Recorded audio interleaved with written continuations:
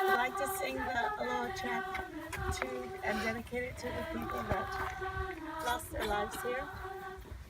And the chant is appropriate because it's an Aloha chant, a chant of love, and speaks of little children growing up and developing to become adults in the world.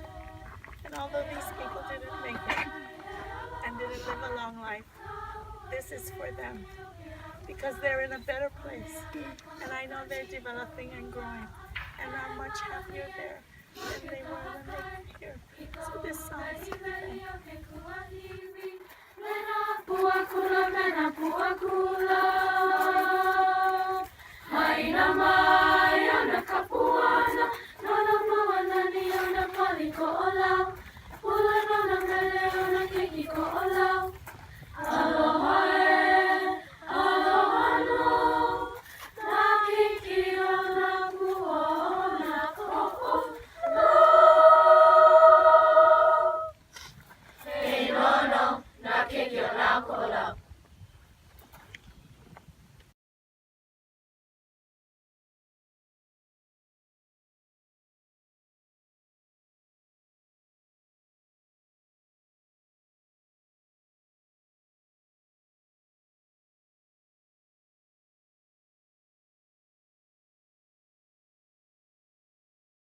World War II and How It Changed the World by Tacoma Campbell. On September 1st, 1939, Hitler invaded Poland from the west. This is what started World War II. The tragic event that caused pain and sorrow to many people around the world. This way. Can't let this moment end. You set off a dream in me, getting louder now. Can you hear it echoing? Take my hand. Hitler wanted power. He also wanted the world to know and to see how great he was, and he wanted to make many lives miserable. He made sure that France and Britain got really angry too, so he then invaded Russia.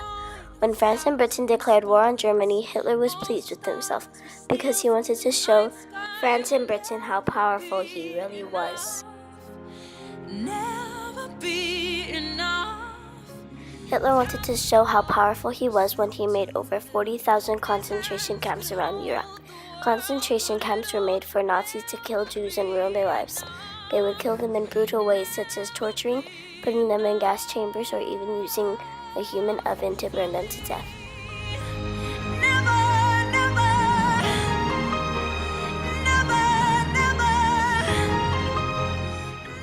Sometimes they just shot them if they did not do something right. Most of the people were Jews, the rest were a different religion or prisoners of war. That Germany had a great superpower. He thought that Germany was ashamed for losing the First War. Towards the end of the conflict, things started to die down until December 7, 1941. On December 7, 1941, Japan led a surprise attack on Pearl Harbor. The Japanese Chief General Isoroku Yamamoto was in charge. The Japanese Army head officers thought that attacking Pearl Harbor would be the best place because Hawaii would become a state in a few months and ships started coming in. The bombing on Pearl Harbor made President Roosevelt, intent on bolstering America's battered morale, summoned his armed forces commanders to the White House to demand a bombing raid on Japan as soon as possible. Adolf Hitler did not know about the bombing until later that night when he found out. When he found out, he was pleased with Japan. 2 weeks later, America got into the war and declared war on Japan. The people at home were as much involved as those fighting on the front. Every aspect of daily life was affected.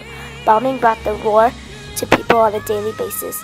Food and new clothes were rationed. School was disrupted and factories now turned out bombs and other materials. Everyone fought hard to win the war. Then, finally, the conflict was trying to be stopped by the Allied powers, USA, Great Britain, China, and the Soviet Union. Hitler killed himself on April 30th, 1945, along with his wife Eva Braun, who was married to him for less than 40 hours. Then on September 2nd, 1945, the Japanese surrendered to the USA. The war was over and finally everyone got to go home and see their families. All of Hitler's allies broke apart and everyone went back to living their lives. Some, however, did not get the chance. More than 60 million people died during World War II. We now have many memorials honoring the people that died for our country. Hitler wanted to show France and Britain how powerful he was, but instead it grew out into the world. He wanted power and attention. We should always remember what World War II was. It gave us an understanding of what war really is. Adolf Hitler wanted power and wanted to show the world how great he and Germany was. In the end, showing them did not go as planned. This is very important to look back on. We do not want to start another world war when we look back at World War II.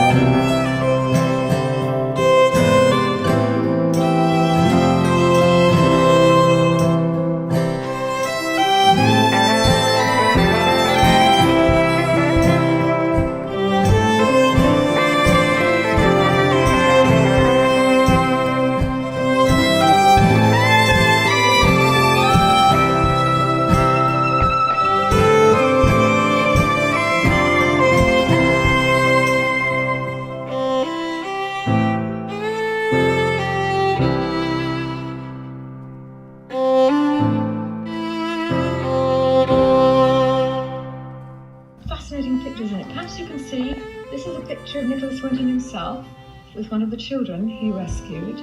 If you look at the very back of this scrapbook, here is the list of all the children. May I ask, is there anyone in our audience tonight who owes their life to Nicholas Winton? If so, could you stand up?